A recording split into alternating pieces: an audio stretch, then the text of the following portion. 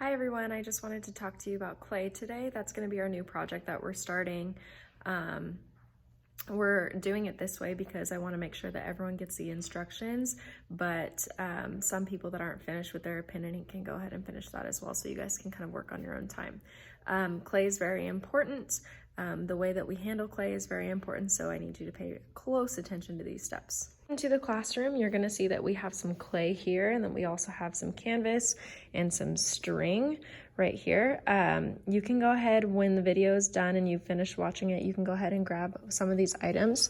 The canvas is used kind of as a placemat so that you can work on it. What happens is that clay will dry and it leaves behind this dust, and you can kind of see it here. And if it kind of builds up and it gets into your lungs over time, it can cause illness and sickness because it gets in your lungs and it re-wets itself, and you kind of have an inability to breathe.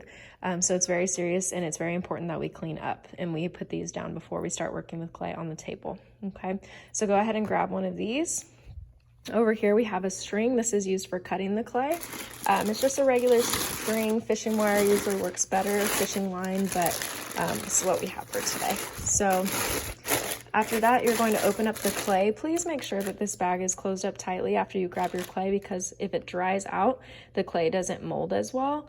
You'll see that it has some kind of, it'll have some cracks in it.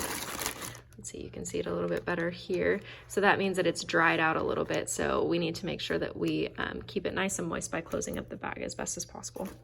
Okay, when you're done with that, you're going to cut the clay. So you take the string, it's almost like dental floss, and you, oops, can't really do this with one hand, but you push into the clay and it'll kind of dig out the clay, and you can cut a little piece.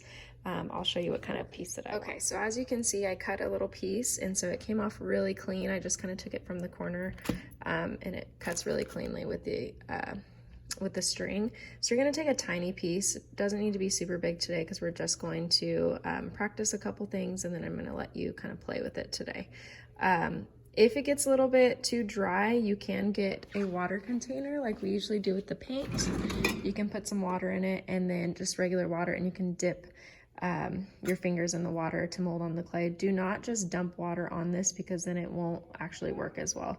Dip your fingers in and then use this. Okay, so once we have the clay, we're gonna make a couple of things. First thing that we're gonna make is something called a slab. Slab is really easy. All you're doing is pushing it flat.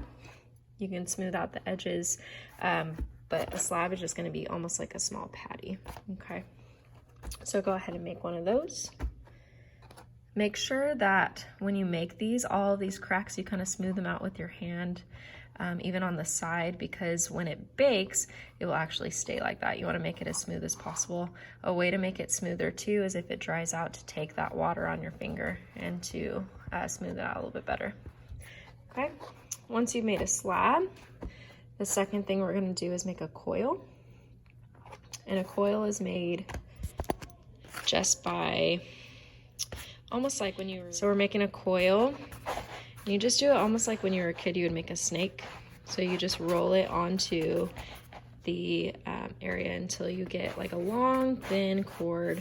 And what you can do with that is you can actually wrap it upon itself.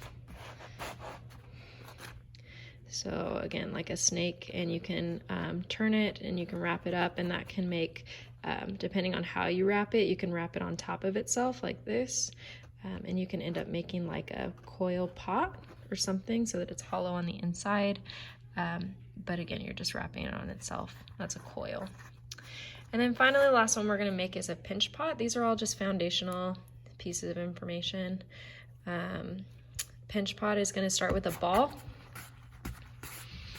And you do just as it says, you pinch the ball in order to make a little pot. So you take your thumb, you press your thumb into the middle, and as you're doing that, you're taking your index finger and you're working all the way around so that you have a little pot. And you keep doing it until you get almost just like a little bowl shape, and yours is going to look better than mine because you're going to be doing it with two hands. then you can smooth out all these cracks. Try to make it as big as you can. Okay, what I want you guys to do is, if you're working with clay, just go ahead and play with it today. You can make a couple of things, and then when you're done, please make sure that you put it back into the bag, close it up tightly, and we will actually start working with it tomorrow. We'll have another video for what you're going to be doing. Last thing, okay? please make sure that you wash off your area once you're done. Even if you're using the canvas, wash off your hands. It will get in the sink and it will clog the sink, so do not put any down the sink. Anything that's hard, go ahead and just throw that away. Okay.